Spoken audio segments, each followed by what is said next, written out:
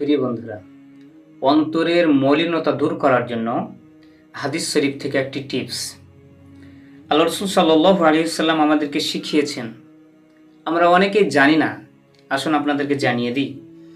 হযরত আবু হুরায়রা রাদিয়াল্লাহু তাআলা আনহু থেকে বর্ণিত, তিনি বলেন, নবী করিম সাল্লাল্লাহু আলাইহি ওয়াসাল্লাম বলেছেন, তোমরা একে অপরকে হাদিয়া দাও, একে অপরকে হাদিয়া দাও,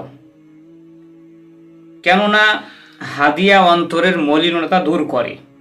কোনো প্রতিবেশিনী তাহার প্রতিবেশিনীর হাদিয়াকে যেন তুচ্ছ না মনে করে, যদিও উহা ছাগলের খোরার একটি টুকরা হোক না কেন।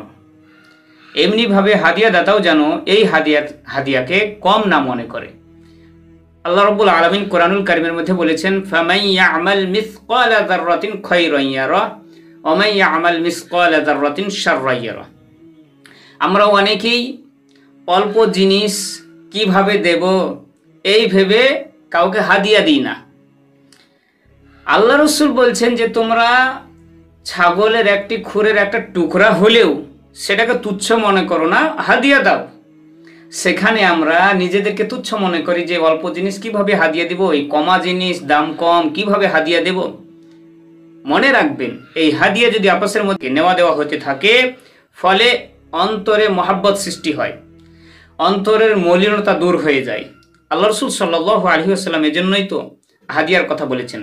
স্বয়ং আল্লাহ রাব্বুল আলামিন বলেছেন, চাই ছোট থেকে ছোট হোক, আল্লাহ রাব্বুল আলামিন সেটার বদলা দিবেন। ফামান ইয়ামাল মিসকালা যাররাতিন খায়রান ইয়ারা, যদিও সেটা যাররা পরিমাণ ভালাই হোক সেটারও হিসাব হবে, আর যদি যাররা পরিমাণ খারাপ হয় সেটারও আল্লাহ রাব্বুল আলামিন হিসাব নেবেন। সুতরাং আমাদেরকে এই হাদিসের প্রতি আমল করার চেষ্টা